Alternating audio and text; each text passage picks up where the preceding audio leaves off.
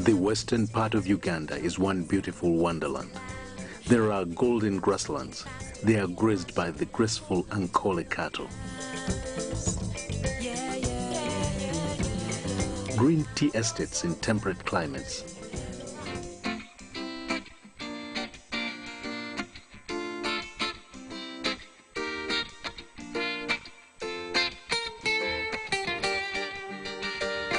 Undulating hills with terraced gardens. Thick tropical rainforests.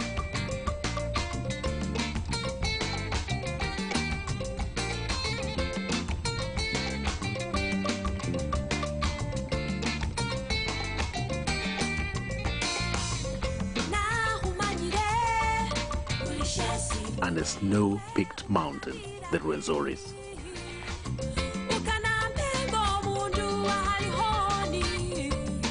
A journey to the west is an enchanting trip in flora and fauna. There are game parks, game reserves, and forest reserves in this region. 2.5 hours away from Kampala, one begins to see the wild animals. Lake Mburo National Park is home to the zebra, that beautiful horse-like animal, so tasty to the lion. There are also numerous antelopes and bucks.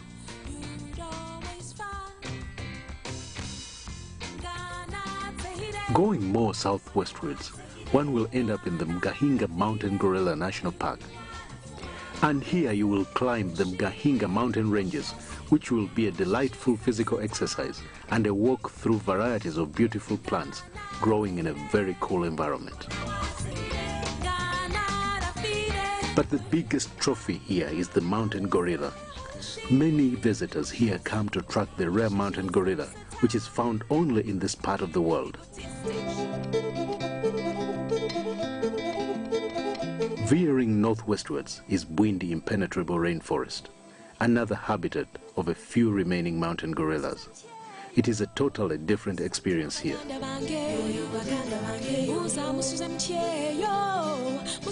President of Uganda, Yoweri Museveni, led a visual expedition of the CNN into this area to showcase the world's few remaining mountain gorillas, among other things.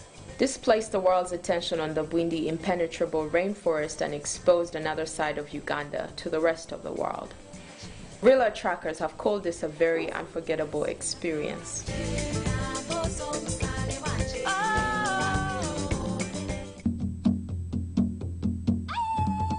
In southwestern Uganda, we come to Lake Bunyonyi, Uganda's deepest lake. A boat ride on the lake is an unforgettable experience. A picturesque and colorful sight of terraced Kigezi hills give the visitor a sense of living of a lifetime dream, of encountering a perfect terrestrial beauty.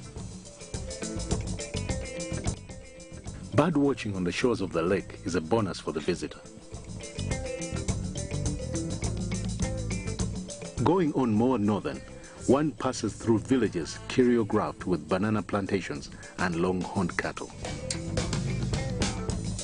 Within this backdrop are beautiful crater lakes, a result of early earth movements and volcanic activity. One can take a boat ride or sit by the banks of one of these lakes, which will bring forth an immediate sublime feeling.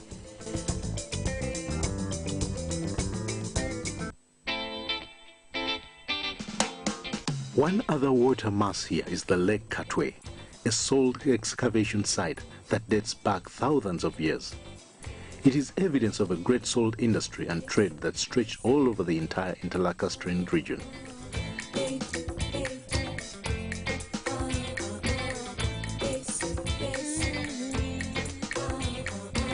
Further downfield, one comes across Lake George and Lake Edward, two azure large peaceful waters separated by the Kazinga Channel.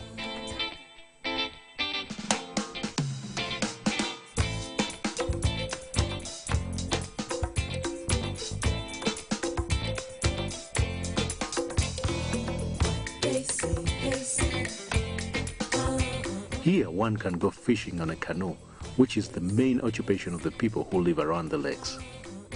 It is at the edge of these waters that one enters Uganda's second biggest national park, the Queen Elizabeth National Park.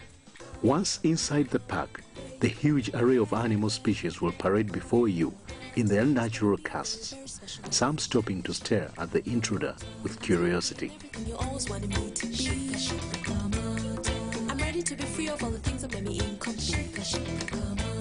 The Queen Elizabeth is a majestic expression of the meaning of the word safari, that Swahili word now adapted by the English language to mean travel. At Mwea Safari Lodge, you will rest and eat like a royal as the beauty of Africa unfolds in front of you.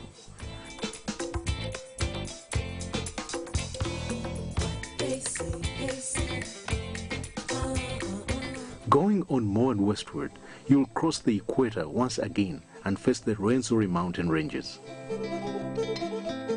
When the early explorers were told of a mountain with snow at the top, they put it down to native nonsense, but history has absolved them.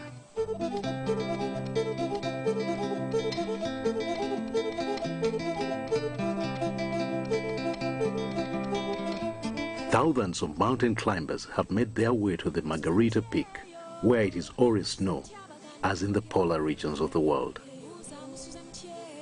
Making one's way to the top is a feat in itself. Going through a breathtaking hazardous terrain of numerous ecosystems which goes through the dense montane forest to the snow-covered peaks. Along the trail, one will see unique vegetations, glacier river primates, and wonder features such as gorges.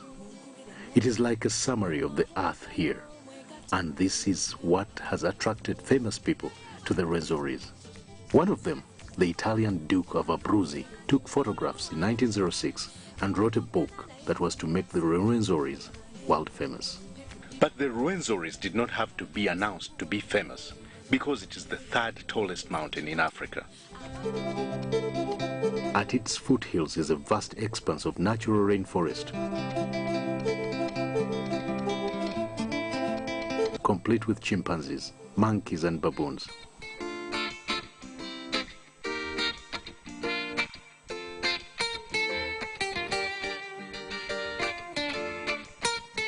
There are also many varieties of birds. It is a good destination for bird watching, chimpanzee tracking, and community walks.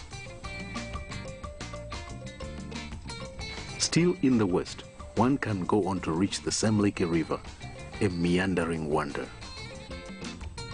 And then there are the Sempire Hot Springs, a 2-acre of bubbling steam from underneath the earth.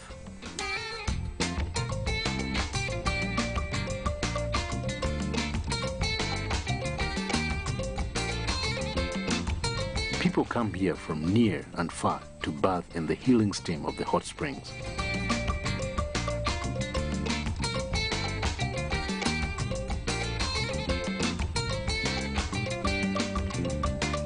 Seven miles from here live the Batwa, a 3-feet-tall people whose habitat is the dense tropical forest.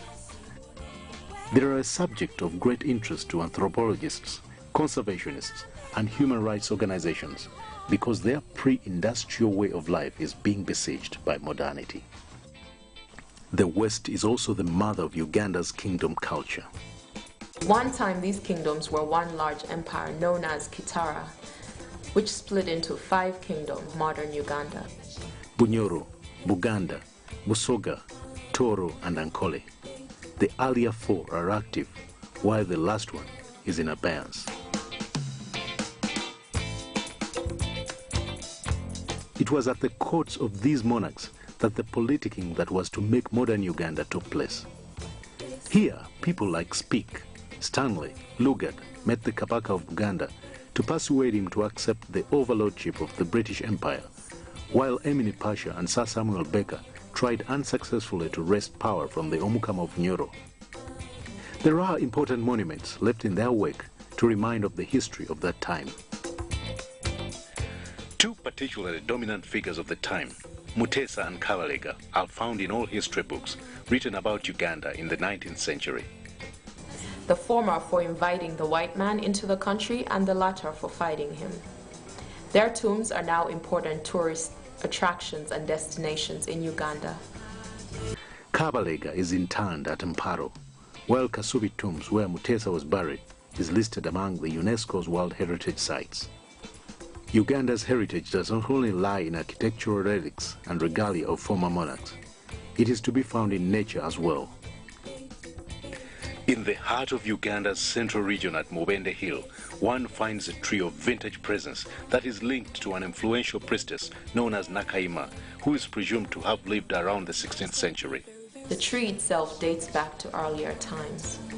It is believed to be the oldest tree in Uganda. This tree still serves as a spiritual shrine to the famed priestess and is much visited by both local and foreign tourists. A great many natural sites have been preserved, like the Nakaima tree, such as the rocks which serve as a spiritual destination for many believers. There are many such interesting rock formations throughout the country, with the mysterious caves to accompany them.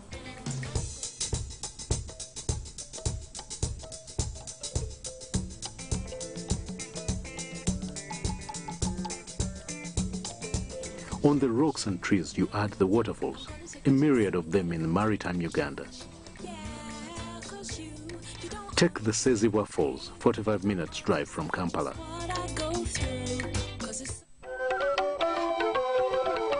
Then there's the Sipi Falls in the eastern part of the country, famous for its attractiveness in addition to ancient myths about it. It is endowed with temperate weather that gives the traveler a good feeling while resting in the green gardens overlooking the falls.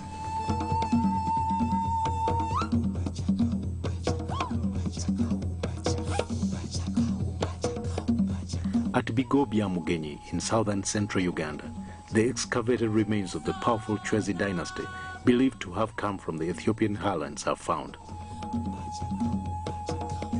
Here, excavators found iron implements, pottery, and other artifacts of great anthropological value.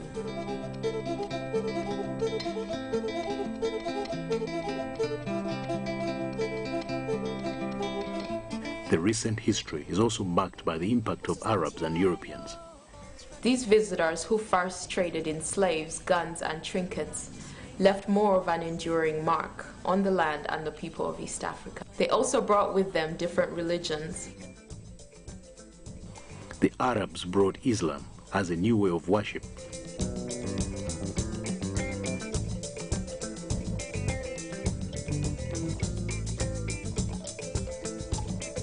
While the Europeans brought Christianity, Uganda today is the realm of the two religions.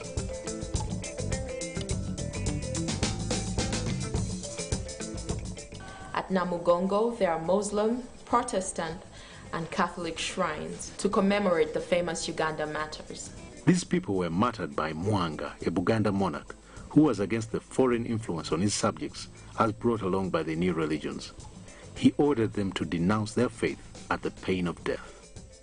They met their death with great spirit and enthusiasm and have since been beatified by the Roman Catholic Church and honored by Uganda, which has set aside a national day in their memory. Pilgrims from all over the world converge at Namugongo to hold Holy Mass in memory of these martyrs.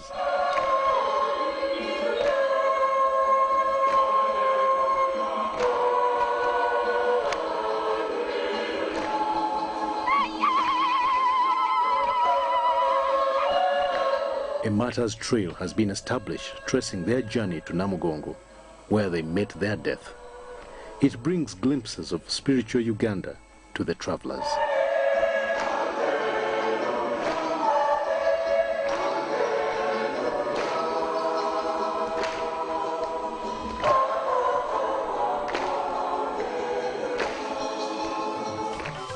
Traveling down the Nile, one encounters the Karuma Falls, where the river's momentum is much more furious as it hits the rocks that separate northern Uganda from the south. Amazing to see, but this is nothing to compare with the experience of the Makshan Falls, whose picture is backdropped with a vast national park, another of the country's game wonders. The Makshan Falls are in the middle of the Makshan Falls National Park. A ride downstream the waterfalls is the breathtaking experience.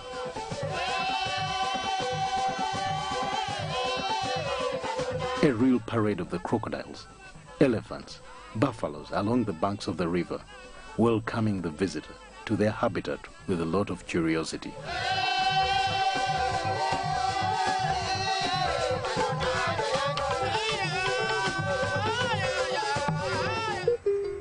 Here also marks an ethnic separation.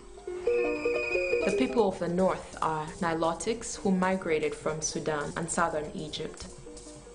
Legend talks about their warlike traditions, which were greatly exploited by General Gordon, Emin Pasha, and Sir Samuel Baker in their effort to colonize sub-Saharan Africa for the Egyptian Khedives, who ruled between 1820 to 1880. There are a number of forts that were left by the colonialists along the Nile regions of northern Uganda. Major towns in this region comprise Lira, Nebi, Gulu, Arua, Adjumani, and Koboko, which are set amongst the Lango, Alul, Acholi, Madi, and Kakwa groups. From these, Uganda has had 3 heads of state.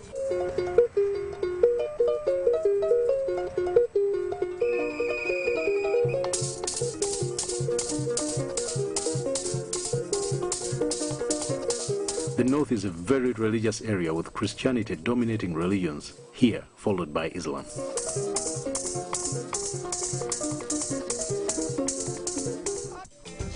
On the Victoria are the beautiful Sese Archipelago, islands where nature has been kept, for the most part, in its original state. The tropical forests, the golden velds, and the fishing folk on the vast Lake Victoria have kept the original picture of Africa intact. This place offers an enticing retreat from the concrete bustle of modern cities.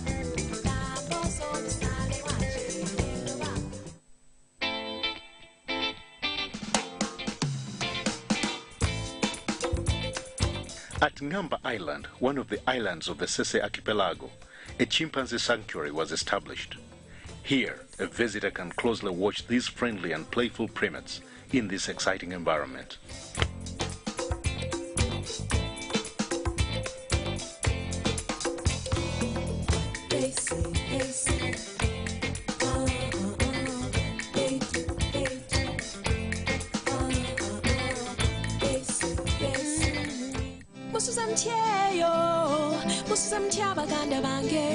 The roundabout up-country trip would inevitably bring you back to Kampala, a 113-year-old city, which started with Lugard's fort. It later on engulfed the other hills surrounding the fort. These were previously seats of government for the reigning Buganda monarchy. The 7 hills each have a landmark. Old Kampala, where the first British flag was raised to proclaim the British protectorate over Uganda, has a grand mosque. Kibuli Hill is where the first national mosque was built.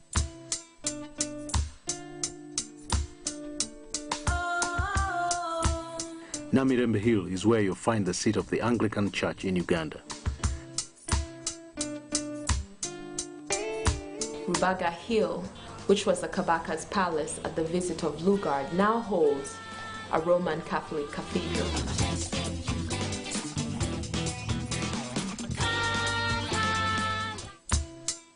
Makerere is where Uganda's first university is found. Mulago Hill is where the National Referral Hospital was built. Kololo is the country's premier residence.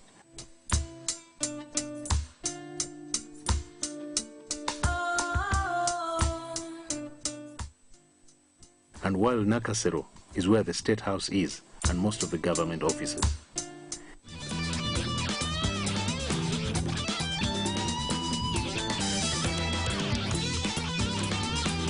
The city center is where one finds the hotels, the exotic food restaurants, the cinemas, and the shopping malls.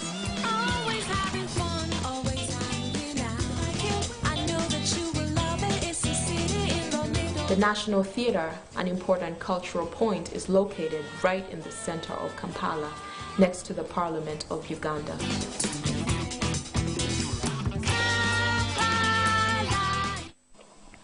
One can trace the history of Uganda and take a peek at the life in Uganda at different generations at the Uganda Museum, found barely 10 minutes drive from the city center. The outlying hills is where most Kampala people reside, with their own famed entertainments. And when it is night time, Kampala opens up.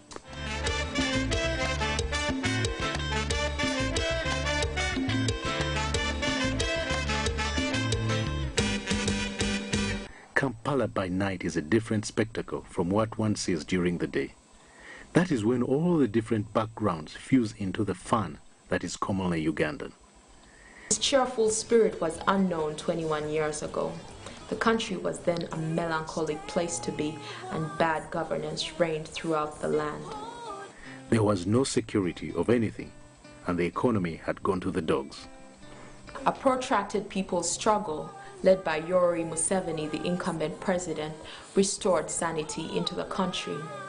Today, every 5 years, a new government and legislature is voted into power by an electoral process.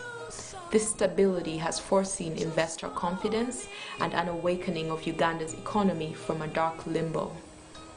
The combination of peace, stability, and good governance has brought about a steady, fast growth in all areas of the economy, and Uganda now ranks high as an investment and tourist destination. The Pearl of Africa has renewed its twinkle, drawing from all the wonderful gifts nature bestowed upon it.